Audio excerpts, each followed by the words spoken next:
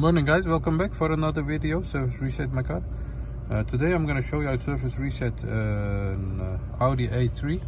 It's a 2012 model, and I'm going to show you how you can reset this manually, so you can do it for yourself or for your friends. We'd appreciate it if you subscribe to our channel to give us motivation to develop more videos for you and for others, to help each other. And if you have any comments, use the comment area and I'll get back to you as soon as possible. Okay, let's start. This is an A3 2012 model, as I mentioned before, and I'm going to show you how you can reset this manually. First of all, the ignition is turned off.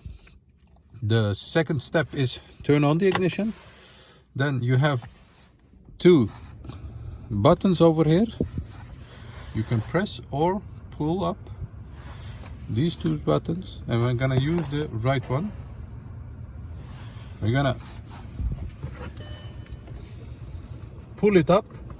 Once you pull it up, you see that the surface indicator shows up, and once that shows up, you're gonna pull it again and keep pulling it till this appears.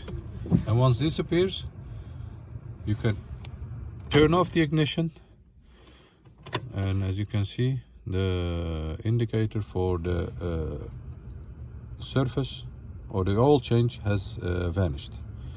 That was it for this one. I hope you enjoyed our video. Did you enjoy, and didn't you subscribe yet, subscribe to our channel and give us a thumbs up. And if you have any comments, use the comment area and I'll get back to you as soon as possible. Thanks for watching. See you next time with another video on another day. Thank you. Bye bye.